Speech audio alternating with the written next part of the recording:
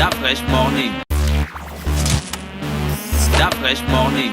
Vous êtes sur les 104.5 Urban FM, la station urbaine, et vous écoutez le Da Fresh Morning, le réveil matinal, le plus de la capitale, sur la radio, la plus de la capitale. Monsieur Césac, bonjour. Bonjour. Comme tous les mardis, on vous reçoit pour parler d'un thème que vous ne m'avez pas envoyé à l'avance. Alors on parlera de quoi ce matin? Oui, je ne vous l'ai pas envoyé à l'avance parce qu'on l'a annoncé la dernière fois. C'est vous qui l'avez annoncé d'ailleurs. Oui, parce qu'effectivement, on a prévu aujourd'hui de parler des lois d'interprétation des rêves. Oui, la loi d'interprétation des rêves. Voilà. On va commencer par quelle? Oui, déjà avant de pouvoir évoquer correctement la loi d'interprétation des rêves, il faut rappeler que tous les rêves ne sont pas à prendre de la même façon. Parce que nous avons dit qu'il y a plusieurs types de rêves. Il y a ce qu'on a appelé par exemple les rêves mécaniques, qui sont le fruit tout simplement de l'activité habituelle que nous réalisons dans le monde physique. Exemple, si nous sommes taximans, c'est tout à fait normal que si nous rêvons d'avoir notre propre voiture pour conduire, que dans un rêve, nous nous retrouvions à être en train de conduire une voiture qui nous appartient et que ce n'est pas pour un autre. Si nous sommes taximans, c'est normal qu'on soit en train de se retrouver à chercher un client dans une voiture la nuit et tout ça pendant qu'on rêve. Ça serait tout simplement quelque chose de mécanique qui est le prolongement de ce que nous avons l'habitude de faire. Voilà. C'est un peu comme, je ne sais pas, une personne qui travaille dans une boucherie, c'est normal qu'elle se trouve en train de vendre de la viande et tout ça parce que ça fait partie de son quotidien.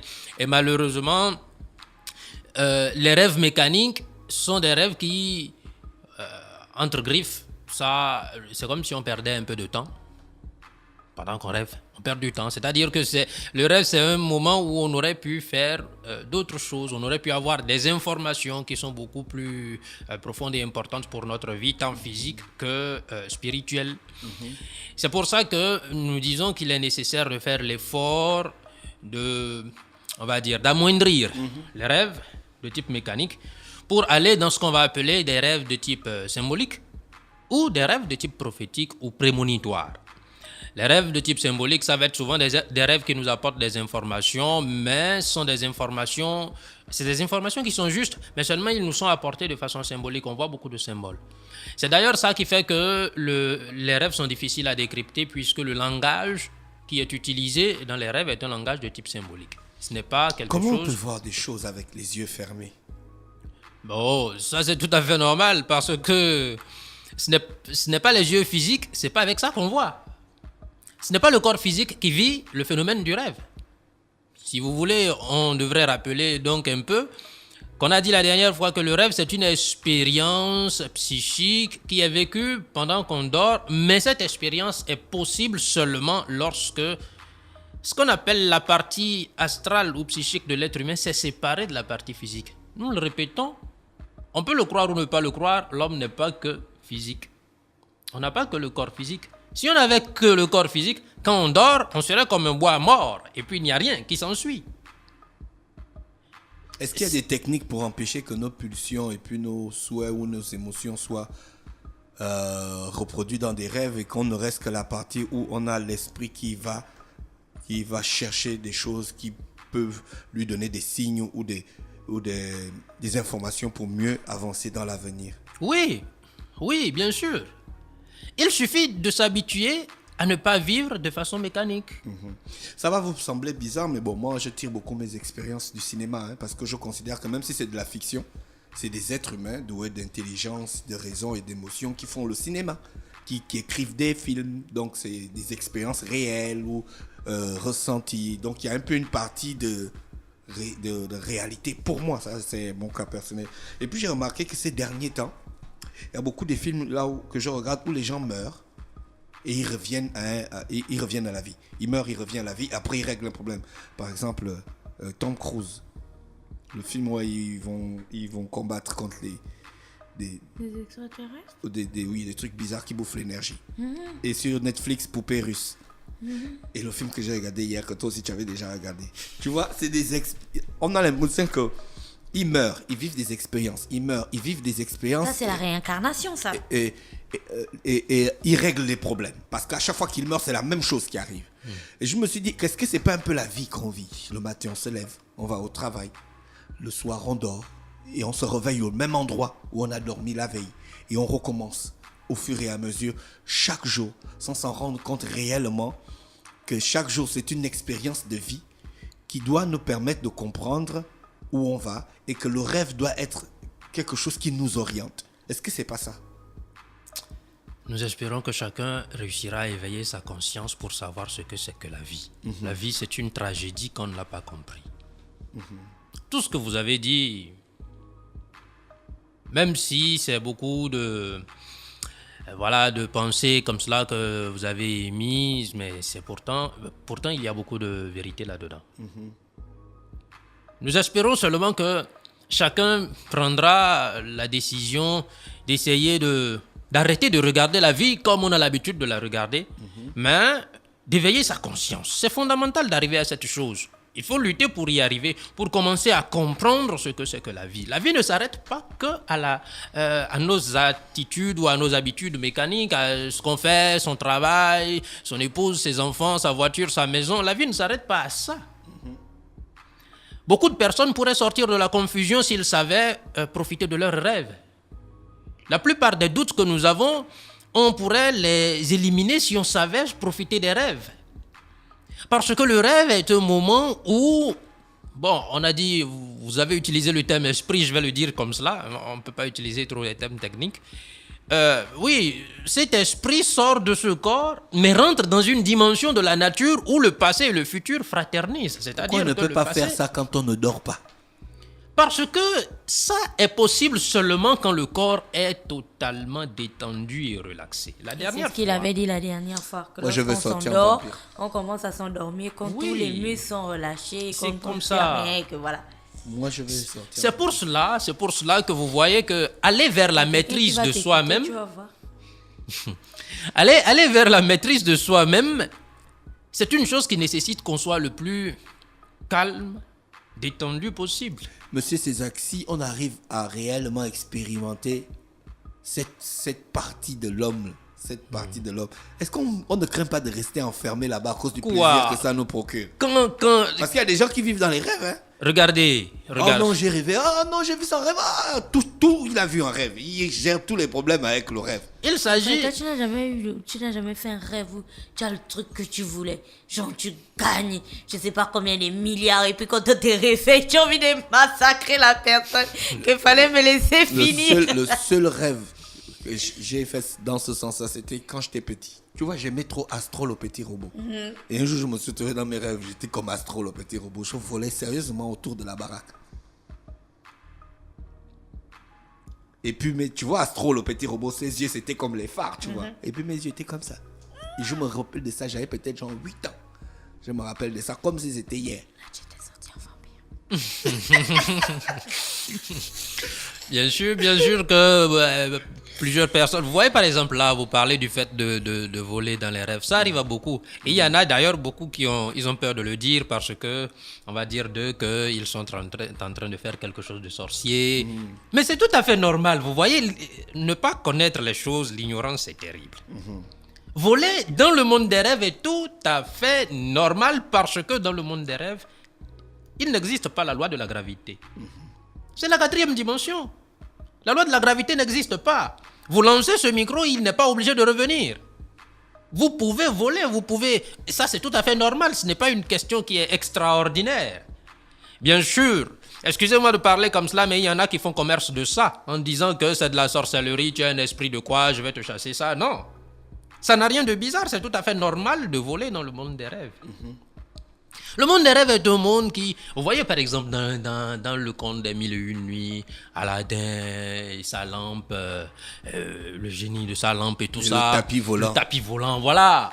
C'est des histoires, c'est des contes qui ont pour objectif de toujours rappeler à l'être humain des réalités qui existent et qui ne sont pas des réalités du monde physique. Le monde physique n'est pas tout. Il faut arrêter de penser que le monde physique c'est tout. Et le rêve est un moyen que nous avons pour pouvoir prendre contact avec ce monde de nature spirituelle, mais qui est réel. Pour dire vrai, c'est plus réel que le monde physique. Rien ne se déroule dans le monde physique si avant, cela ne s'est déroulé dans les mondes spirituels ou les mondes supérieurs, on va le dire comme cela. Les lois pour comprendre les rêves, qui les a établies? Ce sont des personnes qui ont fait des expériences elles-mêmes sur ce plan. Vous savez, les enseignements que nous partageons, la sagesse que nous partageons ici est une sagesse de type universel et très ancienne et inhérente même à l'homme. Ce qui fait aujourd'hui que l'être humain n'arrive pas à comprendre ces choses, une nouvelle fois, c'est parce qu'elle a la conscience endormie. L'être humain a la conscience totalement endormie et c'est grave. Il faut en arriver à comprendre que l'état dans lequel on est n'est pas bon. Ce n'est pas correct de rester tel qu'on est. On est dans une situation qui est grave et il faut changer ça. Si seulement, on l'a toujours dit ici, et ce n'est pas sorcier, faites l'effort de vivre d'instant en instant. Vous serez surpris de voir que quand vous endormez, vous savez que vous êtes endormi. Parce que vous avez déjà pris l'habitude de vivre d'instant en instant. Et quand on a cette habitude, on arrive à sentir les choses autrement, à voir les choses autrement, à comprendre les choses autrement. On a comme une sagesse intérieure qui jaillit. Ce n'est plus quelque chose d'extérieur. Mais monsieur, ces actions, on a la conscience qu'on est endormi. En fait, on n'est pas endormi, on est conscient qu'on dort. Le matin, on va se réveiller, on sera fatigué. Vous voyez, en vérité, on ne peut pas être fatigué. Ça, Puisque le cerveau va travailler. Non, le cerveau ne travaille pas. Le cerveau, c'est un organe qui appartient au corps physique. C'est la matière grise. Si on ouvre notre crâne, on verra le cerveau. Mais quand nous sommes en train de dormir, le cerveau n'est pas en train de travailler. Sigmund Freud s'est occupé de montrer ça au travers de l'hypnose. Le cerveau n'est pas en train de travailler. Ce qui travaille, c'est autre chose. C'est quelque chose qui est au-delà du corps physique. Ça, c'est le mental qui travaille. Et tout ça, c'est déjà une énergie. Ça rentre en compte concernant ce que nous appelons l'esprit et tout ça. Ce n'est pas le cerveau qui est en train de travailler. Non. C'est autre chose. Quand vous sortez quand une personne dort, c'est autre chose qui s'en va expérimenter le rêve. Et ce qui s'en va expérimenter le rêve, que vous soyez conscient ou pas, de toutes les façons, votre corps sera rechargé parce que c'est le fait que vous soyez séparé de votre corps qui permette que votre corps soit rechargé. En général, ce qu'on voit dans les rêves, c'est des éléments physiques aussi qu'on voit. Mais des éléments réels, je suis d'accord. Voilà, c'est-à-dire qu'on va pas voir autre chose, on va pas voir des êtres qui ne sont pas apparentés à ce qu'on a l'habitude de voir avec nos yeux de la journée. Oui. Si vous allez dans un rêve, vous allez voir par exemple une voiture, un avion, une femme, de l'argent, je sais pas. Vous voyez pas d'autres formes. Ça veut donc dire qu'en fait c'est du trompe-l'œil. Non. On peut voir beaucoup de choses. Chacun à son niveau. Ça sert à quoi d'aller avec les yeux de l'esprit dans une dimension, aller voir des éléments qui sont physiques à la base? Chacun à son niveau de conscience. Tant que nous serons tels que nous sommes là, nos rêves seront des choses inutiles pour nous. Des choses qui sont tout à fait bizarres. On ne peut pas profiter de tout ce que ça peut nous apporter. Il faut se rendre compte que si nous avons par jour à peu près 8 heures pour dormir, ça doit servir à quelque chose. C'est-à-dire qu'on doit profiter de cet instant. Dieu ne peut pas instaurer qu'existe dans notre vie tout ce quota horaire pour dormir et que ça soit un moment que Dieu nous enlève de notre vie comme cela. Il y a des gars qui dorment 8 heures par jour. Il y en a qui dorment plus. Ils sont forts. De 8 heures, quand je dis 8 heures, c'est pour prendre une référence parce que souvent on dit qu'il faut dormir 8 heures par jour. Personnellement, je ne suis pas d'accord avec ça. Mais bon, on dit qu'il faut dormir 8 heures par jour. Mais néanmoins, nous devons nous rendre compte que ce temps pendant lequel nous nous endormons n'est pas un temps qu'on devrait laisser aller comme cela. J'aime bien citer ce scientifique qu'on appelle Nikola Tesla parce que c'est quelqu'un qui, avec le niveau de compréhension qu'il avait, il a prouvé qu'on peut se dépasser et unir correctement la science avec ce qui est de nature spirituelle. Il disait, par exemple, que quand on lui donnait, quand il était devant une difficulté, une nouvelle chose à réaliser, c'était un ingénieur, quand il devait créer quelque chose et qu'il n'arrivait pas à trouver la solution, il lui suffisait de s'endormir et de garder en tête ce qu'il a besoin de résoudre comme problème. Et au réveil, il avait forcément de nouvelles idées qui lui permettaient de solutionner la difficulté devant laquelle il était. Parce que cette personne, dans le fond, ce qu'il ne dit pas et que nous, on ne se rend pas compte de ça, c'est qu'il savait contrôler tout simplement ses rêves. Mais bien sûr, une chose, c'est d'essayer déjà d'améliorer la qualité de nos rêves, que nos rêves deviennent déjà des rêves qui sont corrects, bien instructifs, Et ça déjà, je pense que ça prend en compte beaucoup de choses. Et d'ailleurs, si la semaine dernière on en a parlé, c'est parce que le dimanche qui est passé, on a fait un séminaire sur ça. Ce dimanche, on ne fera pas de séminaire sur les rêves. On va plutôt faire un autre séminaire qui est privé aux membres de l'association. Ce n'est pas un séminaire qui est public, mais le dimanche d'après, c'est-à-dire dans 2 dimanches. Là, on va refaire un séminaire sur les rêves et on va expliquer et donner tous les moyens nécessaires qu'il faut pour améliorer la qualité de ces rêves. Une fois qu'on a amélioré la qualité de ces rêves, un premier problème qui se pose, c'est d'arriver à se souvenir correctement de tous ces rêves, de ne pas les oublier. Et il y a des outils et des moyens pour ça. Il y a des exercices qu'il faut s'habituer à faire pour retrouver la mémoire totale de ces rêves. Tout ce que nous pouvons dire par rapport à ça, par exemple, actuellement, c'est qu'il faut s'habituer à noter régulièrement ces rêves pour développer plutôt cette mémoire des rêves. Il faut avoir un cahier des rêves qui est toujours sur notre chevet et quand on se lève, automatiquement, on commence par noter, même si c'est une petite chose, de ça qu'on s'est souvenu, on note. Cette habitude commence par faire que, avec le temps, la mémoire des rêves commence par grandir. C'est des choses qui sont naturelles. Vous voyez, on n'a pas besoin d'être riche pour le faire. On n'a pas besoin d'être pauvre pour le faire. On n'a pas besoin d'être impuissant pour le faire. Tout le monde peut le faire. Et c'est quelque chose de... C'est nous qui le faisons. Ce n'est pas une feuille qu'on nous donne à manger. Ce n'est pas quelque chose qu'on nous donne. Non, c'est nous-mêmes qui le faisons. Et tout le monde peut le faire. Alors, une fois qu'on a commencé à bien se souvenir de ses rêves, à vivre de façon à ce qu'on améliore la qualité de nos rêves, après, il faut pouvoir comprendre ses rêves. Et c'est là qu'intervient la nécessité de connaître quelques lois qui nous orientent quand nous sommes à l'heure d'interpréter nos rêves. Et bien sûr, par rapport à ça, la première chose que nous pouvons citer, c'est la loi des analogies. La loi des analogies, c'est-à-dire que vous voyez dans les rêves des symboles qui sont sans... Pour les comprendre, il faut regarder l'analogie qu'il y a entre ça et votre propre vie. On va prendre des exemples pour que ça soit beaucoup plus clair. Lorsque, par exemple, vous faites un rêve où vous vous retrouvez, supposons, dans une maison qui est tout à fait délabrée. Une maison qui est tout à fait délabrée, il y a des ordures dans la maison, c'est sale, et vous vous retrouvez là. Une maison qui est inachevée. La symbolique qui se trouve dedans, par analogie, tout de suite, il faut se rendre compte que quand on parle de maison, notre corps physique, c'est une maison pour notre âme. Et ça, on ne l'invente pas, c'est même quelque chose qui est souvent dit dans les livres sacrés. On dit que notre corps est le temple de Dieu. Voilà. Ça veut dire que qu'est-ce qu'on a vu? On a vu que notre propre maison intérieure est sale, inachevée, délabrée. Et qu'il faut faire un travail de construction intérieure. C'est-à-dire que l'état dans lequel nous sommes actuellement n'est pas bon. Il faut changer ça. Il faut entamer un travail, il faut faire quelque chose. Si on se voit, par exemple, en train de balayer sa maison, c'est toujours la même invite. On nous dit, mon ami, intérieurement, il faut faire quelque chose. Il ne faut pas rester tel que tu es. Malheureusement, les gens ne se rendent pas souvent compte du fait que rester dans l'état où on est quelque chose qui fait qu'on se crée des problèmes partout.